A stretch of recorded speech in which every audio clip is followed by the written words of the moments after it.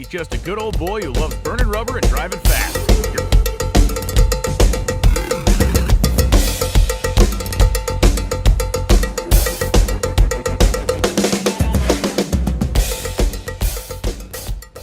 It is a beautiful, but a little chilly race day morning here in Vegas. A little bit later start time than normal. We start at noon, which meant I got a little extra sleep, which is good. But we are hoping we can keep this thing moving in a positive direction, just like that last qualifying run. So we'll see what happens today. Man, I'm so looking forward to it. This four wide stuff is crazy, but I enjoy it, and I hope you enjoy coming along with us. Let's get this day started, shall we? It's pistons, motor, plugs. We are warmed up and ready to go for round number one. You ready? What'd you say? My chick bad. My chick good. That's that race car sitting out there looking good. That's right. What about you? Oh, Double we're ready. duty. What's the question? Man, me and you, we knocking it out. Oh, yeah. Race day.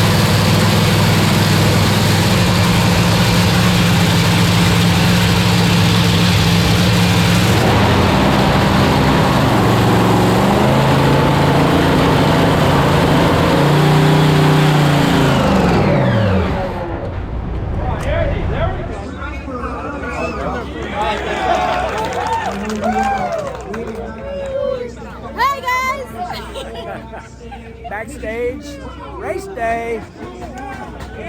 We're in the same quad, aren't we? We are. So. I'm thinking 1 and 2. How about you? Come on now. I like it. Yeah. I like it. Doesn't matter. As long as we're 1 or 2, Yes. we can go to the next round. Exactly.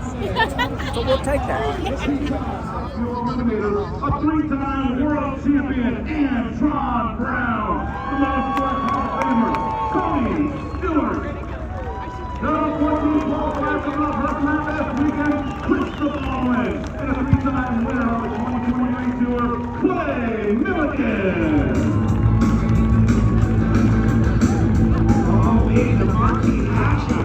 What a matchup it is. Look at these celebrity racers up here. Clay Milliken got his YouTube channel, always creating content. You think you'd have a little something to talk about after this quad. All right, look at these opponents, Clay.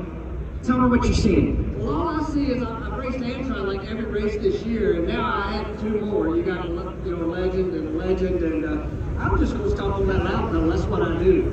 You have raced Antron literally the last 3 weeks in a row, first round. What about the international? Man, I don't even remember. Exactly, me either. 3 in a row is enough. I've had a lot of tire shake in my life, so I don't remember a whole lot. All I know is we're going to go out here today and have a whole lot of fun. This racetrack is on point, and I don't think it matters what lane you're in. All I know is you got to be first or second the first 2 rounds, and that's what we're looking for. Amazing. Clay Milliken, formerly the most excited Top Fuel racer, but now his time is... Obviously, with the new car, new team, Super grateful to be here and obviously to grace against these wonderful people. But we're ready. I'm ready to go another 370. I'm ready for you guys to see my reaction because you know I'm going to be bouncing at the top end if I hit that 3.7 mark. I love it. I love it. All right. First race win ever, right here, 4 wide, 1 year ago. Now you are a top fuel race. You got to run Antron, you got to run Clay. Clay Milliken's about to say something. He's been 4 wide in Vegas before.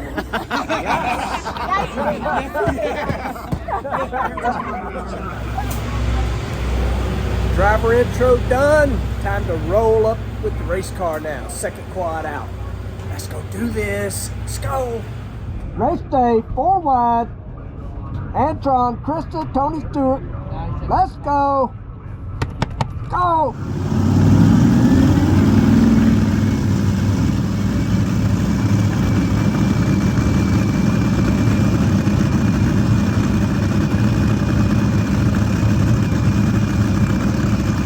All right, bro, here we go.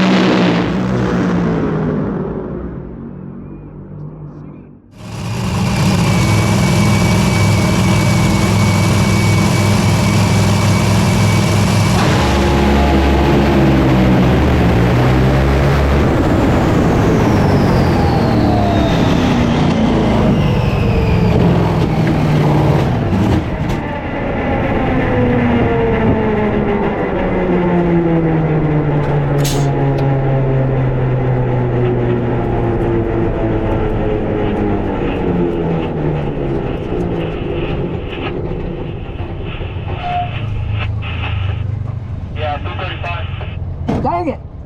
Got the win! But it shut off horribly. Think it got a rod. Maybe it didn't, but I felt it. It didn't feel good. Looks good down there. Hit the gas. Whoa, hang on, Krista. She got way sideways and went over the center line. How about a 377 for Clay, a 377 for Tony, and they will advance. Antron Brown goes 380 and home.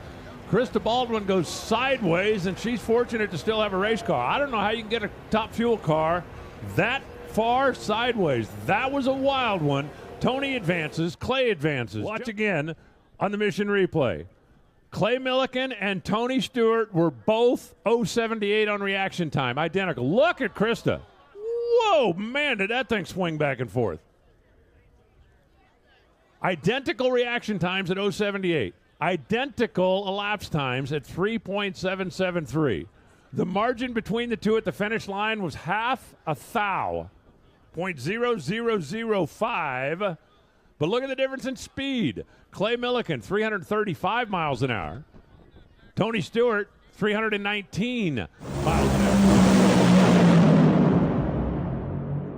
And, boy, I was just telling Tony, 5,000, 10,000, you have no idea that you guys are that close when you're that far away physically on the racetrack. But that was just a wild run. And you also probably had no idea what was happening behind you. No idea whatsoever. I mean, you know, I barely know what's happening in my lane, you know, so I certainly am not paying attention to what's happening in the other lanes, and you can't see the other side. But what a cool deal to get to race Tony Stewart. You know, that's pretty cool.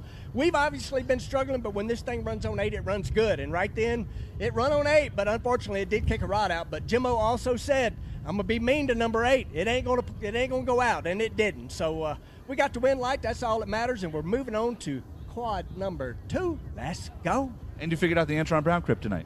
Man, well, I got him at Pomona. That's right. He got me at the next race, and man, me and Antron got to get away from each other. So, now I'm curious what's gonna happen in round 1 in Charlotte. Let's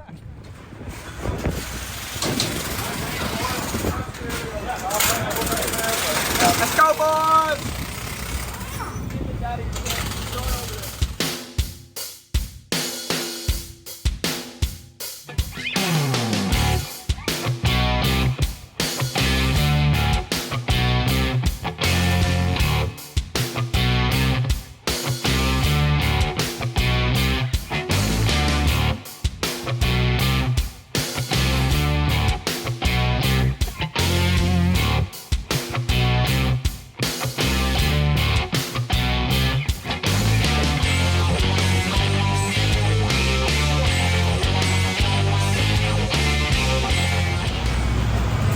Just a couple last-minute adjustments. We're racing round 2. All good here. Shane's throwing up the Peace sign. Number 2, baby. Quad 2. Round 2. Quad 1. supercharger adjustment. Temp's going up a little bit. Chasing that weather. That's what that's all about when you see all these blower pulley changes. It's a weather change. All these girls over here. All right, it's about go time. All right, we're up here. Round 2 of 3. Pretty pumped up and excited. Sun's out, rolling up right now. Tony Stewart, Justin Ashley, Terry Totten. Nothing's easy. Let's go out here and do our job. Let's go have some fun doing it. All right, bro.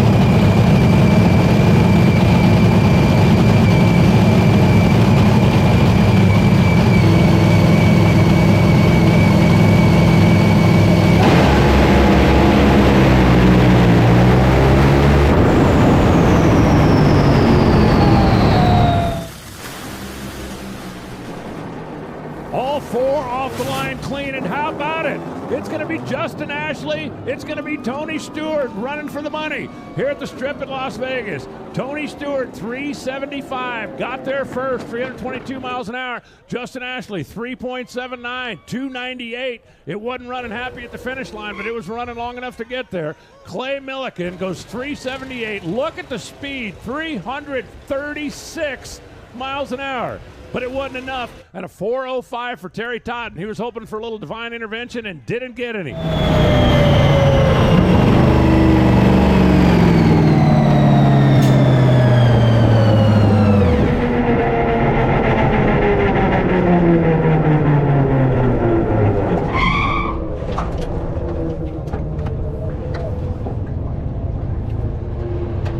don't know if we got the wind light or not, y'all. It went right down the racetrack, though. I don't know. That's the hard part of 4-lane. If you're not the first car across the finish line, you don't get a wind light. So I don't know. I felt like it ran good. The suspense is miserable though. Holy moly, y'all. I'm gonna say we did not get the win because it's Tony Stewart, Justin Ashley, then us pulling up here. Dang it. Crazy down there with all the... Well, dang it, y'all. This one's on me.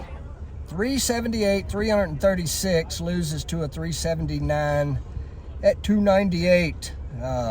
Justin Ashley, typical Justin Ashley, freaking drilled the Christmas tree. And so all those comments, point them right here. It's not the team, it was the driver. But nice clean run, 336. It's picking them up and putting them down through there. My fault. Hey, it happens. Big John said he'll give me one a year. That was my one. So the worst part of it is, you know, when you know you're the one that did it, and guess what? I'm the one that did it. It was me. We ain't gonna spend no hour, but we're gonna spend a few minutes. Few minutes? What are we supposed to do in a few minutes? All right, tell us about our weekend. Well, you know, it was wasn't bad. You know, we started out Q1, we ran 380 and 332. You know, we're like, all right. And what was that, second or third? It was second, yeah, second quick test. Some cake points, as the kids call it. Points, right? And then, yeah, and in Q2 and Q3, our favorite cylinder, number 8, decided to drop on us. You know, I think Q2 had dropped at 1.7 and Q3 at 2.0. Freaking quitter.